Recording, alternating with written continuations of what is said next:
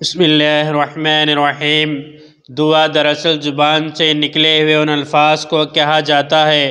جو نہایت عاجزی اور انکساری کے ساتھ اللہ تعالیٰ کے حضور فریاد کرتے ہیں۔ یہ ضروری نہیں کہ وہ الفاظ عربی میں ہوں یا فارسی میں، دعا کے لیے وہ الفاظ زیادہ قیمتی اور مؤثر ثابت ہوتے ہیں جو دل کی گہرائی سے اڑتے ہیں اور زبان کی پوری تاثیروں کو ساتھ لیے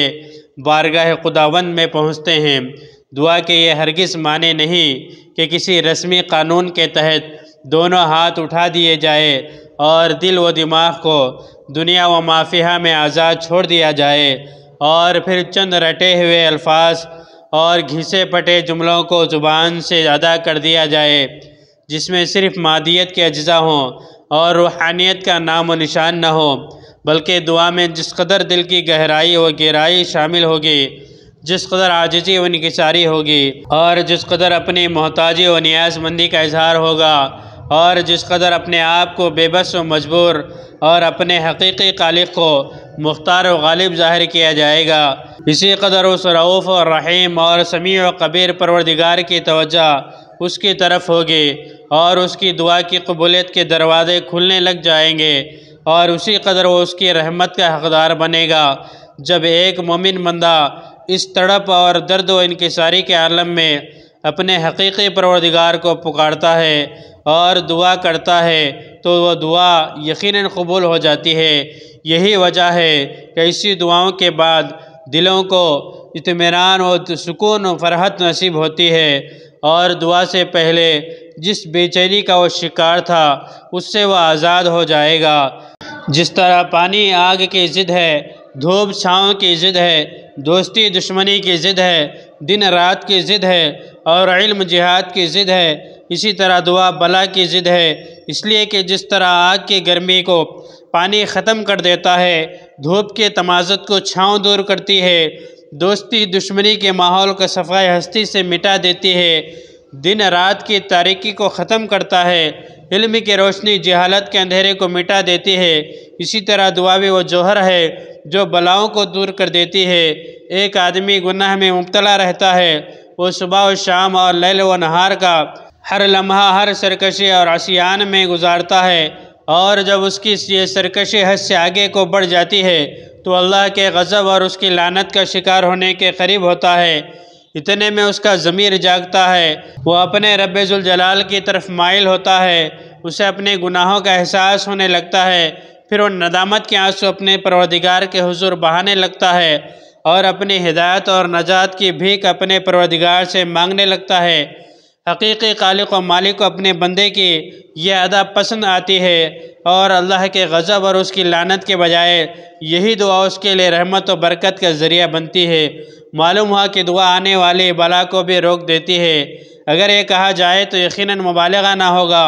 کہ دعا بلا کی دشمن ہے۔ یہی وہ دعا ہے جس کی طاقت سے آدمی بلاؤں کو دور کرتا ہے، اپنی بیماریوں سے نجات پاتا ہے، اپنے نقصان کو فائدے میں بدل لیتا ہے۔ یہی وہ دعا ہے جس کی بدولت وہ اللہ کے غضب اور عذاب سے بچتا ہے، اس کے قہر اور اس کی لعنت سے بچتا ہے۔ یہی وہ دعا ہے جو اللہ کے غضب کو ہلکا کر دیتی ہے۔ جس طرح ایک آدمی اپنے ہتھیار استعمال کرتا ہے اور اس ہتھیار سے اپنے جسم کی حفاظت کرتا ہے، بالکل اسی طرح یہ دعا بھی ایک مومن و مسلمان کے لیے ہتھیار کا کام کرتی ہے۔ یہی وجہ ہے کہ حضرت علی رضی اللہ تعالیٰ عنہ نے نبی رحمت صلی اللہ علیہ وسلم کے ارشاد نقل فرمایا کہ دعا مومن کا ہتھیار ہے اور دین کا ستون ہے اور آسمانوں اور زمین کا نور ہے۔ خوش نصیب ہیں وہ مومن بندے جو دعا جیسے ہتھیار کے ذریعے اپنی قوت کو بڑھاتے ہیں اور دین کو مستحکم کرتے ہیں۔ جب پیارے نبی صلی اللہ علیہ وسلم نے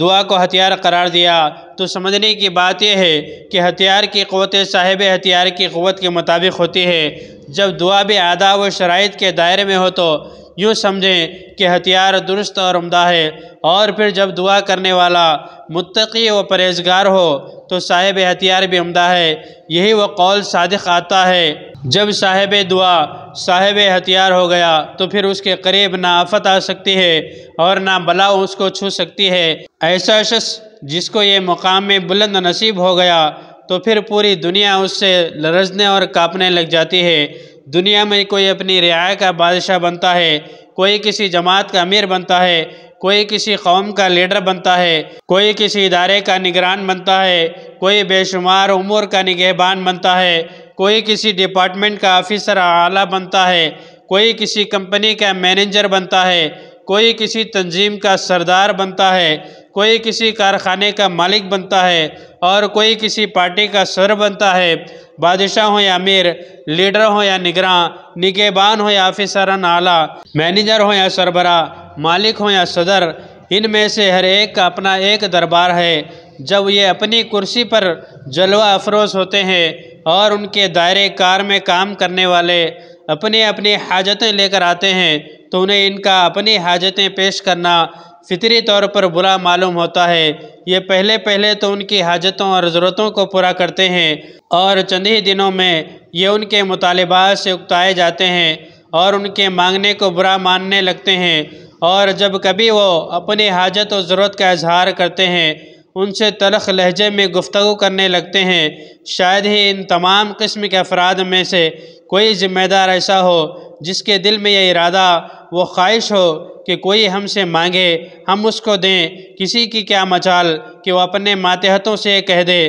کہ تمہیں جو مانگنا ہے مانگو، ہم تمہیں دیں گے۔ لیکن آئیے ہم قرآن مجید اور حدیث شریفہ میں ایک ایسی ذات کو تلاش کرتے ہیں جو مثل ہے، لیس کمثلہ شیء، اس کے جیسی کوئی چیز نہیں، جس کی شان ان تمام عارضی بادشاہوں اور ذمہ داروں سے بالکل ہی الگ ہے، جو کل مختار بھی ہے، قادر مطلق بھی۔ اس کی ذات جس طرح بے مثل ہے اسی طرح اس کی بادشاہت بھی بے مثل ہے۔ اسی حقیقی بادشاہ نے اپنے بندوں سے یوں کہا، ادعونی استجب لکم، تم مجھ کو پکارو میں تمہاری پکار کا جواب دیتا ہوں۔ تم محتاج و بے بس ہو، میں غنی بے نیاز اور عزیز و غالب ہوں۔ میں یہ نہیں کہ مانگنے سے ناراض و ناداں ہو جاؤں، میں یہ وہ نہیں کہ مانگنے والے سے اپنا رخ موڑ لوں، میں وہ نہیں کہ مانگنے والوں سے اکتا جاؤں، میں وہ نہیں کہ مانگنے والوں پر غضب کا پہاڑ توڑ ڈالوں، نہیں ہرگز نہیں۔ میں تو وہ ہوں کہ جو مجھ سے بے نیاز بن جائے اور اپنی ضرورت مجھ سے نہ مانگے تو میں اس پر غصہ ہوتا ہوں۔ یہ بھی شان رحیمی ہے اور اپنے بندوں پر لطف و مہربانی کی بین دلیل ہے۔ یہی وجہ ہے کہ نبی کریم صلی اللہ علیہ وسلم نے فرمایا، جو اللہ سے سوال نہ کرے اللہ تعالیٰ اس پر غصہ ہوتے ہیں۔ عارضی اور فانی بادشاہوں کا شیوا یہ ہوتا ہے کہ وہ مانگنے والے پر غصہ ہوتے ہیں، اور ہمارا خالق حقیقی اور ابدی پروردگار اور شہنشاہ کی شان یہ ہے کہ وہ نہ مانگنے والوں پر غصہ ہوتا ہے۔ اللہ تبارک و تعالیٰ سے دعا ہے مجھے اور آپ کو اور تمام مسلمانوں کو سچے دل سے اپنی تمام ضروریات کو اللہ تبارک و تعالیٰ سے مانگنے کی توفیق عطا فرمائے۔ اس طرح کے اور ویڈیوز کے لیے ہمارے چینل کو سبسکرائب کریں، بعدوں میں لگے بیل آئیکن کو پریس کریں، زیادہ سے زیادہ شیئر کریں۔